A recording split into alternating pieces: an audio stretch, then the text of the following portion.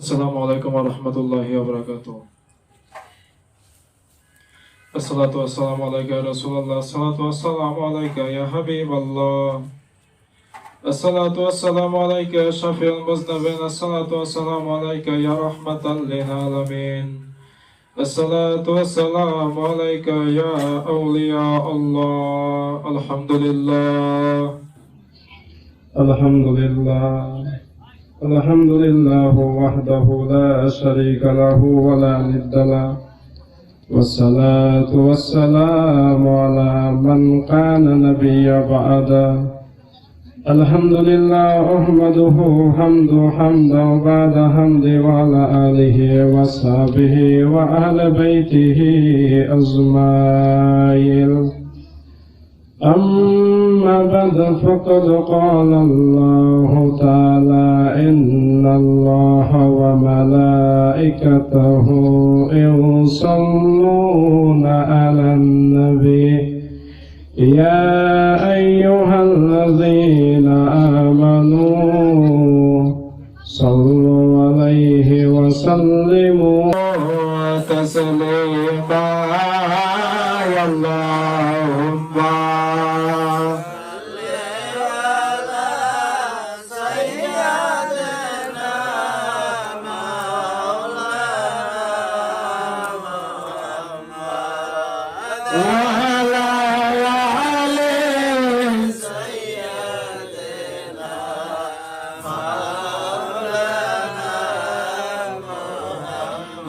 جمال كله. اللهم صل على سيدنا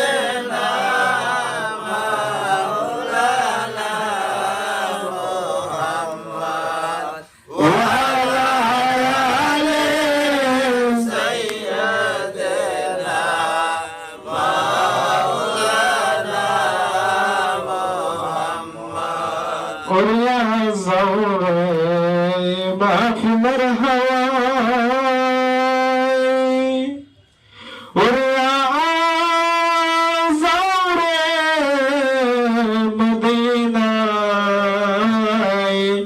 زاجر دور دفو سيادة أمر بيان النبي فكر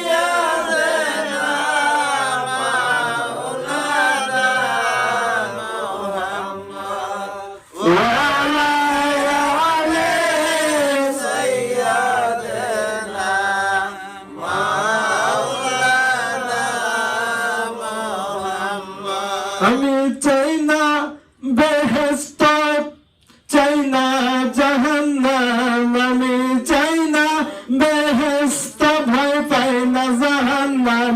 আমার কপালে লিখে দিও দয়াল নবীর নাম।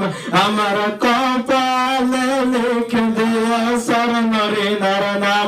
আমি চাই না বেহেশত, ভয় পাই না জাহান্নাম।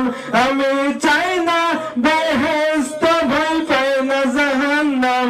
আমার কপালে লিখে দিও দয়াল নবীর নাম। আমার কপালে লিখে দিও সরনরিনার নাম। আল্লাহুম্মা সাল্লি আলা সাইয়্যিদিনা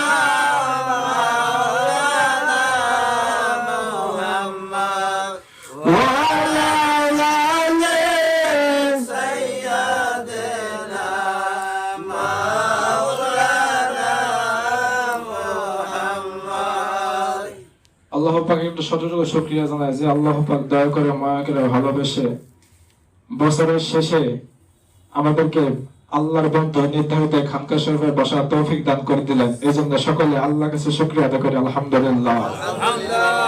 অতঃপর হাজার কোটি দরুদ ও সালাম আমার দয়ার নবী সরকারে কায়নাত মুহাম্মদ মওজুদা মুহাম্মদ মুস্তাফা আহমদ মুস্তাফা যে নবীকে সৃষ্টি না করলে আমার আল্লাহ পাক সাতম আসমান জমিন কুল কায়নাত কোনো কিছু সৃষ্টি করতেন না। ওই দয়ার নবী যে কদম মোবারকে লক্ষ কোটি দরুদ ও সালাম।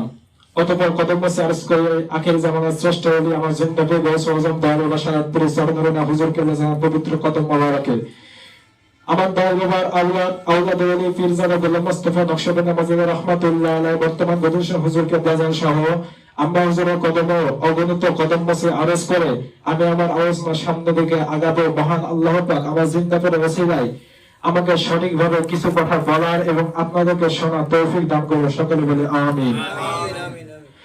আমরা বাংলাদেশের মুসলমান আল্লাহর ওলিকে ভালোবাসি, ঠিক কিনা? আল্লাহর ওলিকে ভালোবাসি, পীর ওলি আল্লাহ মানি, পীর ওলি আল্লাহকে ভালোবাসি।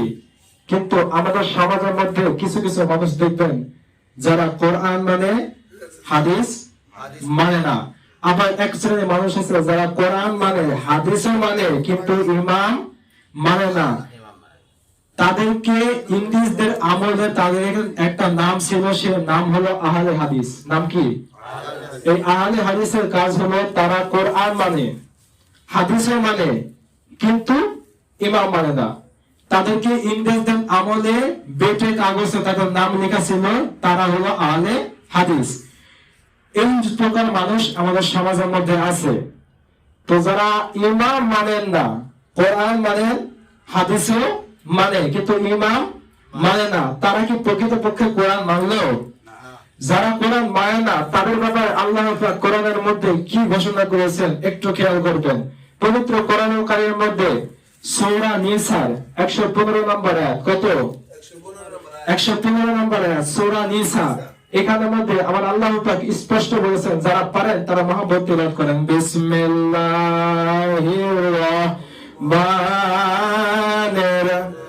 আমার আল্লাহ পাক পবিত্র কোরআনুল কারীমের মধ্যে সূরা নিসার 115 নম্বর আয়াতের মধ্যে আমার আল্লাহ পাক স্পষ্ট ঘোষণা করে দিলেন। আমার আল্লাহ পাক স্পষ্ট আয়াতের মধ্যে ঘোষণা করে জানিয়ে দিয়েছেন, আমার আল্লাহ পাক যখন আমার নূর নবী রাহমাতুল লিল আলামিনকে দুনিয়ার জমিনে পাঠালো, দুনিয়ার জমিনে পাঠানোর পরে হেদায়েত প্রকাশিত হওয়ার পরেও যারা কোরআন মানল না, রাসূলের হাদিস মানল না, নবীকে যারা অস্বীকার করলো, তাদের ব্যাপারে আল্লাহ পাক স্পষ্ট এই আয়াতের মধ্যে ঘোষণা করে জানিয়ে দিয়েছেন, যারা অনুসরণ করলো না, যারা অনুসরণ করলো না তাদের ব্যাপারে আল্লাহ পাক স্পষ্ট বলেছেন গায়রি সাবিলিল মুমিনিন, এবং মুমিনদের রাস্তায় যারা চলবে না। এখানে মুমিন কারা? আমার আল্লাহ পাক আল্লাহ, তার রাসূল, এখানে রাসূলের কথা উল্লেখ করছে, রাসূল, নবীর পরে মুমিন বান্দা কারা? সাহাবীরা, সাহাবীদের পরে তাবেঈ, তাবেঈ, খুলাফায়ে রাশিদিন, পূর্ব যুগে বলে যেভাবে করে আল্লাহর ওলিরা যারা ইসলাম প্রচার করেছেন, ইসলামের ধারক এবং বাহক রয়েছে, যারা ইসলামকে প্রচার এবং প্রসার করেছেন, তারাই হলো মুমিন, তারা হলো আল্লাহর ওলি। তাদেরকে আমার আল্লাহ পাক স্পষ্ট কোরআনের মধ্যে বলেছেন, নুওয়াল্লিহি মা তাওয়াল্লা, তারা যেভাবে চলতে চায় আমি আল্লাহ পাক তাদের সেভাবে চলাবো। অর্থাৎ যারা আমার অনুগত প্রকাশ পাওয়ার পরেও, যারা আমার অনুগত প্রকাশ পাওয়ার পরেও, হেদায়েত প্রকাশিত হওয়ার পরেও যারা আমার অনুবন্ধুর মতে চললো না, যারা ইসলামের পথে চললো না, তারা যেভাবে চলতে যাচ্ছে আমি আল্লাহ তাদেরকে সেভাবে চালাবো। এরপরে আয়াতে বলে ওয়া নুওয়াল্লিহি জাহান্নামা, কিন্তু হাসরের ময়দানে তাদেরকে আমি জাহান্নামে নিক্ষেপ করব। তাহলে কোরআনের মধ্যে স্পষ্ট বলেছেন, যারা হেদায়েত প্রকাশিত হওয়ার পরে যারা রাসূলের অনুগত করলো না, নবী অনুসরণ করলো না এবং মুমিনদের রাস্তায় চললো না, তাহলে মুমিন কারা? মুমিন হলো যারা আল্লাহর ওলি, তাদের রাস্তায় যারা চললো না তাদেরকে আল্লাহ পাক যেভাবে চলতেছে তারা আল্লাহ সেভাবে চালাবে, যা চাচ্ছে আল্লাহ তাই দিবে, কিন্তু হাসরের ময়দানে তাদেরকে আল্লাহ জাহান্নামে নিক্ষেপ করবে। তাহলে জাহান্নাম থেকে বাঁচতে হলে আল্লাহর এবং আল্লাহ রাসূলের অনুসরণ অনুকরণ করতে হবে। আল্লাহর অনুকরণ করতে হবে আল্লাহর ওলিদের মাধ্যমে। যদি আল্লাহর ওলিদের অনুকরণ কেউ না করে তবে তাদেরকে কি করা হবে? জাহান্নামে নিক্ষেপ করা হবে। এটা আমার আল্লাহর পাকের ঘোষণা। তাহলে ইমামদের অনুসরণ করতে হবে কি হবে না? হবে কি হবে না? তাই যারা আল্লাহর ওলির অনুসরণ করে না তারা কি প্রকৃতপক্ষে কোরআন মানলো? যারা বলে আমরা কোরআন মানে কিন্তু নবীর অনুসরণ করে না, নবীর অনুসরণ করে না, নবীজিকে মাটি বলে, মিলাদ কিয়ামকে বেদাত বলে, ইমাম মানে না, ওলি আল্লাহ মানে না, তারা কি প্রকৃতপক্ষে কোরআন মানলো? বিষয়টা হলো বিচার মানে তালগাছ আমার, ঠিক না বাবা? বিচার মানে তালগাছ আমার, পাগলামি করলে চলবে না। আবার এক শ্রেণীর মানুষ আছে যারা কোরআন মানে, হাদিস মানে, ইমাম মানে কোন না, আশেপাশে যে সমস্ত ইমামরা আছে যারা মসজিদে বেতন বা যে সমস্ত আলেম আছে তাদেরকে মানে, কিন্তু ওলি আল্লাহ মানে না। ওলি আল্লাহ মানে না, ওলি আল্লাহকে শিরিক ফতোয়া দেয়, শিরিক। যেমন আল্লাহর ওলিদের কদম মোবারকে গেলে নাকি শিরিক হইব, নাউজুবিল্লাহ কোন শিরিক। তাই আল্লাহ পাক দলিল দিয়েছে, তারা আবার দলিল দেওয়া কথা কয়। দলিল পবিত্র কোরআন কারিমে সূরা আরাফের 3 নম্বর আয়াত। কত? পবিত্র কোরআন কারিমে সূরা আরাফের 3 নম্বর আয়াতের মধ্যে মহান আল্লাহ পাকের স্পষ্ট একটা আয়াতকে দলিল হিসেবে তারা বলেন, ইত্তাবিউ মা উনজিলা ইলাইকুম মির রাব্বিকুম ওয়া লা তাত্তাবিউ মিন দুনিহি আউলিয়া। এই খয়রাতে তোমরা ওয়াজ করে, ইত্তাবিউ তোমরা অনুসরণ করো, মা উনজিলা ইলাইকুম মির রাব্বিকুম তোমাদের রবের পক্ষ থেকে যা তোমার কাছে এসেছে তা অনুসরণ করো, ওয়া লা তাত্তাবিউ মিন দুনিহি আউলিয়া আর অনুসরণ করো না যারা আল্লাহর বলি, যারা আল্লাহর বন্ধু তাদের তোমরা অনুসরণ করো না, আল্লাহর ওলিদের অনুসরণ করো না। কারণ এই আয়াতের মধ্যে আমরা আল্লাহ পাক স্পষ্ট করে বলেছেন, ইত্তাবিউ তোমরা অনুসরণ করো মা উনজিলা ইলাইকুম মির রাব্বিকুম তোমাদের রবের থেকে যা এসেছে, রবের পক্ষ থেকে আমাদের কাছে কোরআনুল কারীম এসেছে, সেই কোরআনুল কারীম অনুসরণ করো। ওয়ালা তাত্তাবিউ মিন দুনিহি আউলিয়া আর অনুসরণ করো না আল্লাহ ব্যতীত যে সমস্ত ওলি আল্লাহ রয়েছে, কোন ওলি আল্লাহকে অনুসরণ করা যাবে না। এক প্রকার মানুষ দেখতেছে, শুনতেছে, বুঝতেছে এই লোকটা যাই হোক কোরআনের পক্ষে তো কথা বলছে, ওলি আল্লাহর পক্ষে যা, কোরআনের পক্ষে তো আছে, কোরআনের মধ্যে আছে আল্লাহ ব্যতীত অনুসরণ করা যাবে না। তখন এক শ্রেণীর মানুষরা চিৎকার মেরে ঠিক, কিন্তু তুমি শোনা বুঝো, বোঝার বিষয় আছে না নাই? আল্লাহ ব্যতীত কোন অনুসরণ করো না। এর বোঝার আগে আরো কয়েকটা আয়াত যুক্ত করলে আপনাদের বুঝতে সুবিধা হবে। পবিত্র কোরআনের মধ্যে সূরা ইউনূস, কোন সূরা? সূরা ইউনূস 62, 63, 64 তিনটা আয়াতের মধ্যে উল্লেখ রয়েছে।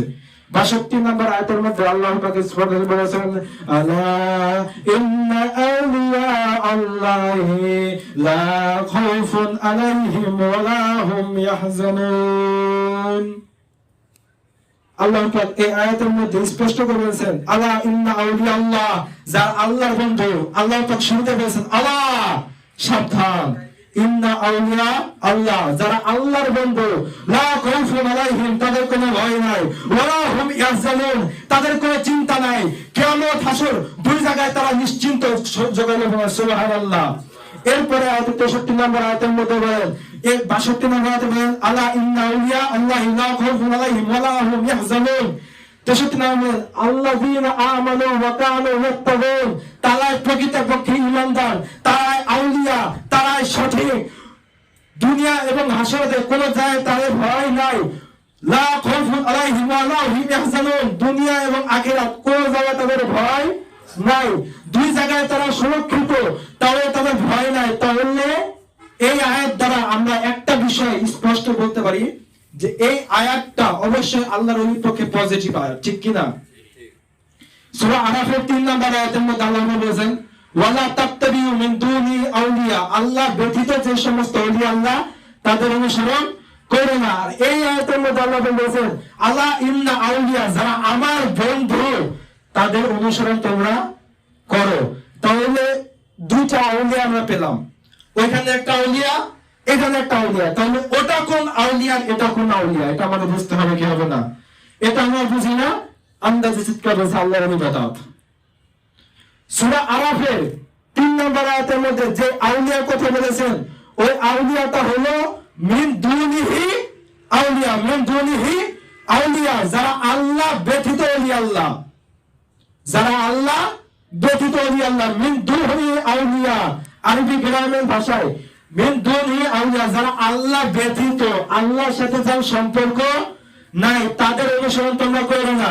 কিন্তু সূরা আরাফের 3 নম্বর আয়াতের মধ্যে আল্লাহ বলেছেন আলা ইন্না আউলিয়া, যারা আমার বন্ধু, আলা ইন্না আউলিয়া, ইন্না মানে আমার, যারা আমার বন্ধু, তার মানে ওই সূরা আরাফের 3 নম্বর আয়াতে মিন দুনি আউলিয়া, যারা আল্লাহ ব্যতীত আউলিয়া, সে আউলিয়া হলো শয়তান। সে আউলিয়া কি? শয়তান। তাহলে যারা আল্লাহ ব্যতীত ওলি, যারা শয়তানের আউলিয়া, তার অনুসরণ করা যাবে না। শয়তানও কিন্তু ওলি। শয়তানও কি? শয়তানের ওলি। শয়তান আজ পর্যন্ত আমল করেছে, আমল করে নাই। 9 লক্ষ বছর, 9 লক্ষ বছর, কোন কোন জায়গায় লেখা আছে 9.5 লক্ষ বছর, কোন কোন জায়গায় অন্য বছরে প্রায় 12.5 বছর, 12.5 লক্ষ বছর ইবাদত করেছে। শয়তান এই সৃষ্টির মধ্যে এমন কোন জায়গা নাই যে জায়গায় সিজদা দেয় নাই। সব জায়গায় আল্লাহ পাকের ইবাদত করেছে। আরশের মধ্যে 4টা স্তর, প্রথম আসমান, দ্বিতীয় আসমান, তৃতীয় আসমান, চতুর্থ আসমান, পঞ্চম আসমান, ষষ্ঠ আসমান, সপ্তম আসমান। 4টা আসমানে, 7টা আসমানে তার এক একটা নাম ছিল, এক একটা নকব ছিল। তার মধ্যে একটা নকব ছিল ওলি। কি ছিল? ওলি, অর্থাৎ আল্লাহর বন্ধু। ওই সময় ছিল শয়তান। তার এই জন্য সে শয়তান সপ্তম আসমানে সমস্ত ফেরেশতাদের সর্দার ছিল। এক পর্যায়ে শয়তান সমস্ত ফেরেশতাদের সর্দার ছিল। এত বড় মাপের ওলি যে সমস্ত ফেরেশতাদের সর্দার ছিল ওই শয়তান। সমস্ত ফেরেশতাদের সর্দার হওয়ার পরেও, এত মহান হওয়ার পরেও শয়তানকে আমার আল্লাহ পাক লালতে জিলজিল করাইছে। কেন? আল্লাহর সাথে বেয়াদবি করার কারণে। বেয়াদবি করা যাবে না বাজান। আমার জিন্দাবের বছর ওজন দরবাসা পরিচালনা হয়েছে কি বাজান? বেয়াদবি শিক্ষা দেয় নাই। এই বেয়াদবি এমন একটা জিনিস যার ফলে আপনার ঈমান আমল দুইটা নষ্ট হয়ে যাবে। ঈমান এবং আমল দুইটা নষ্ট হয়ে যাবে। সেহেতু মিন দুনি আউলিয়া, যারা আল্লাহ ব্যতীত ওলি, তাহলে যারা শয়তানের ওলি, তার অনুসরণ করা যাবে না। এখন ওইটা যে শয়তানের ওলি, এর প্রমাণ কি? এর প্রমাণ আল্লাহ পাক কোরআনের মধ্যে দিয়েছেন। আল্লাহ পাক বলেন আল্লাযীনা কাফারু আউলিয়াউহুমুত তাগুত, যারা তাগুত, তাগুত মানে শয়তান, তাগুত মানে কি? তাগুত মানে শয়তান। যারা কুফরি করে, যারা কুফরি কালাম করে, তাদের অনুসরণ তোমরা করো না। যারা কুফরি কালাম করে, তাদের অনুসরণ তোমরা করো না। তাদের অনুসরণ তোমরা করো না। তাদের অনুসরণ অনুকরণ যারা করে, তারাই শয়তানের বন্ধু। তারা শয়তানকে ওলি মনে করে। এজন্য আমার আল্লাহ পাক পবিত্র কোরআনুল কারীমের মধ্যে সূরা আরাফের 3 নম্বর আয়াতের মধ্যে বলেছেন ইত্তাবিউ মা উনজিলা ইলাইকুম মির রাব্বিকুম ওয়া লা তাত্তাবিউনি মিন দুনিহি আউলিয়া। আল্লাহ ব্যতীত যে ওলি আল্লাহ, তাদের অনুসরণ করো না। তোমরা কার অনুসরণ করো? আল্লাহ ইন্না আউলিয়া, তোমরা আল্লাহর ওলি যারা, তার অনুসরণ করো। এখন মুমিনের ওলি কারা? মুমিনের ওলি কারা? মুমিনের ওলি কারা গো? মুমিনের ওলি সম্পর্কে আল্লাহ পাক পবিত্র কোরআনুল কারীমের মধ্যে স্পষ্ট করে জানিয়ে দিয়েছেন ইন্নামা ওয়ালিয়াকুমুল্লাহু ওয়া রাসূলুহু ওয়াল্লাযীনা আমানু। মুমিনের ওলি প্রথমত আমার আল্লাহ, মুমিনের ওলি দ্বিতীয়ত মুহাম্মদ রাসূলুল্লাহ সাল্লাল্লাহু আলাইহি ওয়াসাল্লাম, মুমিনের ওলি তৃতীয়ত আমার আল্লাহ আউলিয়া। সুবহানাল্লাহ বলেন। তার প্রকৃত ওলি, তার প্রকৃত ওলি আল্লাহ, তাদের অনুসরণ করতে হবে। তাদের অনুসরণ করলে জান্নাত তোমার কাছে। জান্নাতে পৌঁছানো লাগবে না বাজান, জান্নাত তোমার সামনে হাজির হয়ে যাবে। বাজান পাগলাম করে কোনো লাভ নাই। আল্লাহর ওলিরা তাদের চোখ করে বন্ধ করলে সপ্তম আসমান জমি কোন কায়নাতে কোথায় কি হয় না হয় সমস্ত কিছু আল্লাহর ওলিরা জানে। আর তারা কেমন জানে মহান আল্লাহ পাক পবিত্র কোরআন কারীমের মধ্যে ঘোষণা করেছেন। আবার নূর নবী রাহমাতুল্লাহ আলাইহি বুখারী শরীফের মধ্যে দুই জায়গায় হাদিসটা বর্ণনা রয়েছে। এছাড়াও কয়েকটা কিতাবের মধ্যে হাদিস কান্ড উল্লেখ রয়েছে। আমার নূর নবী রাহমাতুল্লাহ আলাইহি বলে আমি নবীর কাছে আসার পরে বলেন ইয়া রাসূলুল্লাহ, নবী গো, ইহসান কাকে বলে? আমার নবী রাহমাতুল্লাহ আলাইহি বলেন আতা'বুদুল্লাহ কাআন্নাকা তারাহু ফাইল্লাম তারাহু ফাআল্লাহু ইয়ারাকা। এমন ভাবে আল্লাহর ইবাদত করে যেন আল্লাহকে দেখতে পাও। যদি আল্লাহকে দেখতে না পাও তবে মনে করো আল্লাহ তোমাকে দেখতেছে। আল্লাহকে দেখে যারা ইবাদত করে, আল্লাহকে দেখে যারা ইবাদত করে তারা হলো আল্লাহর ওলি, যারা হলো মুমিন বান্দা, তারা হলো ঈমান, তাদের অনুসরণ করতে আল্লাহ পাক করেছেন। সুবহানাল্লাহ। কোন পাগলাম করে লাভ নাই, আল্লাহর ওলির কাছে মানতে হবে, আল্লাহর ওলির কাছে যেতে হবে। আমার জিন্দাবের বয়স ওজন গায়ে বয়সের পরে সরকারের হুজুর করে যায় জাকিরদেরকে তরিকতের এমন কোন শিক্ষা আমার জাকির আমার জন্য বাকি রাখে নাই যে শিক্ষা আমার জাকিরের কোন জাকিরের প্রয়োজন আছে, এমন কোন শিক্ষা বাকি রাখে নাই। সমস্ত শিক্ষা আমার জিন্দাবের বয়স ওজন গায়ে বয়সের পরে প্রত্যেকটা মুহূর্তে জাকিরদের দিয়েছে। কথা বলে ঠিক কিনা? আমার জিন্দাবের বয়স ওজন গায়ে বয়সের পরে সরকারের হুজুরকে বলেছেন বাবা, 5 জন ওলি আল্লাহকে যে শিক্ষা দান করা হয় আমি সামর্থ্য আমার একটা আতলা গোলামকে তার থেকে বেশি শিক্ষা দান করেছি। সুবহানাল্লাহ। 5 জন ওলি আল্লাহকে যে শিক্ষা দান করা হয় নাই ওই একটা শিক্ষা আমার জিন্দাবির আল্লাহর ওলি কত বড় ওর মাপের ওলি যে আমার জিন্দাবির গৌস আজম দারওয়া সারাতপুর সরকারের হুজুরকে বলেন একটা জাকিরকে তার থেকে বেশি শিক্ষা দান করেছেন। সুবহানাল্লাহ। বাজার পাগলাম করে লাভ নাই। বর্তমান সমাজে এমন অনেক মানুষ আছে, বিভিন্ন জায়গায় আছে যারা আমার জিন্দাবির সাথে দুশমনি করছে। যে যাই করেন আপনার প্রত্যেকে দরবার সাহেবে যাবেন, দরবার সাহেব নজর খেদমত করবেন, নজর খেদমত প্রত্যেকে করবেন, নজর খেদমত বাকি রাখবেন না। বাজার গভীর খেয়াল করবেন। বর্তমান হুজুরকে বাজান একদম রাগান্বিত অবস্থায় প্রথম বিল্ডিং এবং দ্বিতীয় বিল্ডিং এর মাঝে মাঝে একটা গেট মোবারক আছে, যার দরবার সাহেবে গেছে তারা চেনে। ওই গেট মোবারকে আমার জিন্দাপুরের বর্তমান গণেশের হুজুরকে বাজান তিনি একটা রাগান্বিত অবস্থায় মনে কষ্ট নিয়ে একেবারে বলতেছেন যে জাকিরদের ভাগ্য ভালো আজকে মোস্তাফা হুজুর হায়াতে নাই। বড় কষ্ট নিয়ে তখন আপনাদের চোখ মোবারক যেন কেমন জল করছে, মনে হচ্ছে কান্দা ভাব, এমন অবস্থা মনে কষ্ট নিয়ে আবেগ নিয়ে মোস্তাফা হুজুরের রওজা শরীফের দিকে শাহাদাত আঙ্গুল মোবারক ইশারা করেছেন। জাকিরদের ভাগ্য ভালো ওই মোস্তাফা হায়াতে জিন্দেগি নাই, আজ হায়াতে জিন্দেগি নাই। যদি মোস্তাফা হুজুর হায়াতে জিন্দেগি থাকতো তাহলে কোন দুশমন তোমরা করতে আমার সঙ্গে ব্যাপার করতে পারতো না। বহু জাকির ভাই দরবার সাহেবে যায় না, নজর খেদমত করে না, যাকে নজর খেদমতের টাকা আত্মসাৎ করে। এবং বহু আছে আমার বর্তমান গণেশ হুজুরকে বেজান কষ্ট রাগান্বিত অবস্থা একদম বলেছিল। বাজার পাগলাম করে লাভ নাই। মোস্তাফা হুজুর হায়াতে জিন্দেগিতে কি ছিল যারা যায় না তারা বুঝতে পারবে না। এই মোস্তাফা হুজুর যদি হায়াতে জিন্দেগির না ধরতো সন্ন্যাতের দরবার সাহেবে তো তরিকাতে এত প্রচার প্রসার হতো না। আমার মোস্তাফা হুজুর কেন হায়াতে নিল? মোস্তাফা হুজুর হায়াতে জিন্দেগি না নিত তাই মোস্তাফা হুজুরের যারা পাগল, যারা আওলাদ, যারা মোস্তাফা হুজুরের গোলাম তারা অনেক সময় বলতে পারতো যেটা হলো ওলি পারতো না বাজান। কিন্তু আমার জিন্দাবির বসজন প্রচার করে হুজুরকে বোঝান যদি মোস্তাফা হুজুর হায়াত থাকতো তাহলে রেসলাটা পাইতো না। কেন? কেননা নবীদের সন্তান নবী হয়েছে, হয় নাই?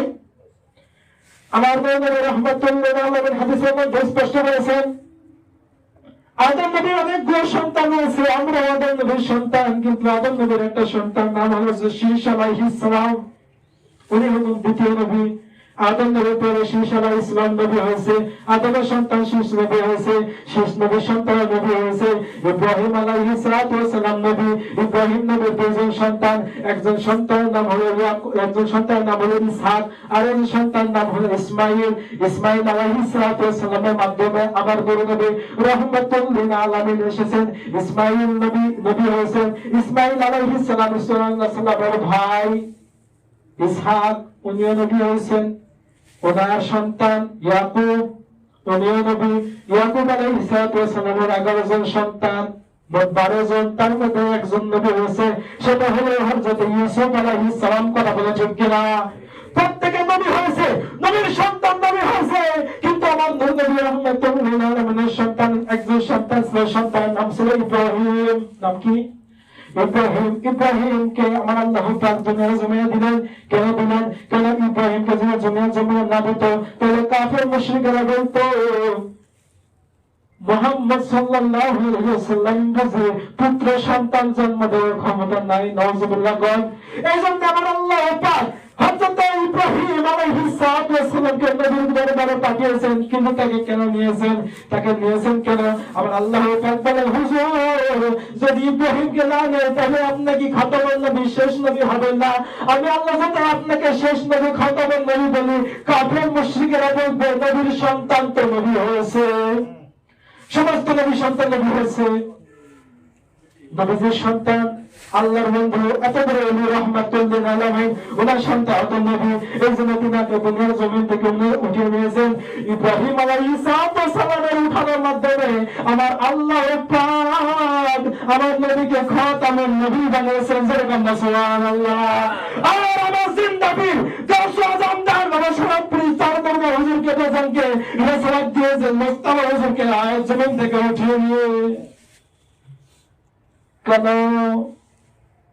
কেননা ইয়াকুব আলাইহিস সালামের উপরে বেলায়াত ছিল। ইউসুফ নবী কে ছিল?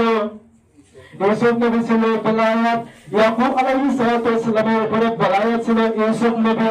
সেহেতু আমার জিন্দাবীর গোসল জমদাল বসালতপুর চারমনা হুজুরকে বাজার উপরে রেসালাত হলো আমার আওলাদে ওলি পীর জাওয়া গোলাম মুস্তাফা। যেরকম সুবহানাল্লাহ। কিন্তু মুস্তাফা হুজুর যদি হায়াতে জিন্দেগিতে থাকতো তবে রেসালাত পেত না। এই জন্য মুস্তাফা হুজুর রেসালাত গ্রহণ করেছেন। বেজান পাগলাম করে আপনার মুস্তাফা হুজুর যদি হায়াতে জিন্দেগি থাকতো তাহলে এমন কোন জাকিরের ক্ষমতা ছিল না বরবাসের সাথে বেয়াদবি করার। কথা বলেন ঠিক কিনা? পাগলাম করে আপনার বাজান। আমরা এই খানকা শরীফের মধ্যে বসেছি। এই খানকা শরীফ বড় এসে নাই। এই খানকা শরীফ প্রতিষ্ঠা হয়েছে আগে। কবে? প্রচুর আগে হয়েছে। খানকা শরীফ শব্দের অর্থ কি? খানকা শব্দের অর্থ হলো বেলায়াত। নাম কি? বেলায়াত। বেলায়াত শব্দ থেকে খানকা শরীফ এসেছে। মসজিদ আগে না খানকা আগে? আমাদের সমাজের মধ্যে অনেকে প্রশ্ন করে থাকেন মসজিদ আগে। মসজিদে যাও, তোমরা খানকা যাও, মসজিদে যাও না। কিন্তু মসজিদ কি তোমরা চিনো না? মসজিদ কি তোমরা চিনো না? খানকা কি তোমরা চিনো না? খানকা কবে হলো তার তোমরা যাও না। আগে এসেছে খানকা, তারপরে এসেছে মসজিদ। খানকা যদি না আসতো মসজিদ আসতো না। এই ঘটনা বলতে গেলে বহু সময় দরকার, কিন্তু সংক্ষেপে বলছি। একটু মাহবুব করে তবে আল্লাহুম্মা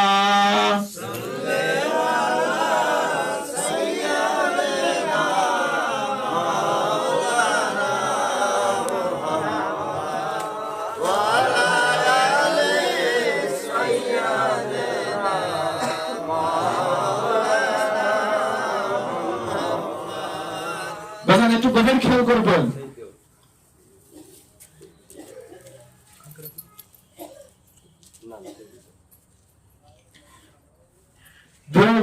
জাকির ভাই সকল সময় খুবই কম, এই সঙ্গে এই বিষয়টা আলোচনা করে শেষ করে দেবো। একটু মহামারী ধরে দেবে আল্লাহুম্মা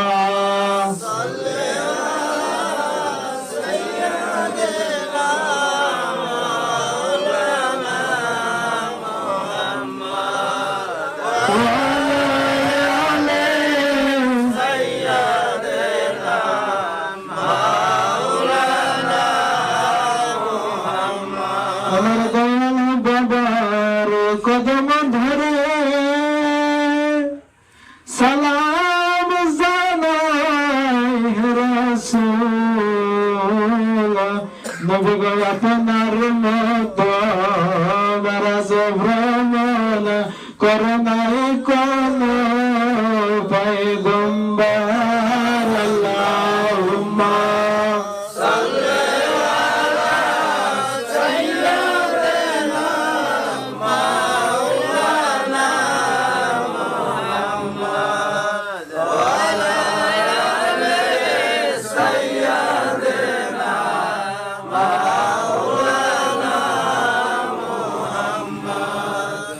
সকল সংক্ষিপ্ত একটু গভীর খেয়াল করবেন।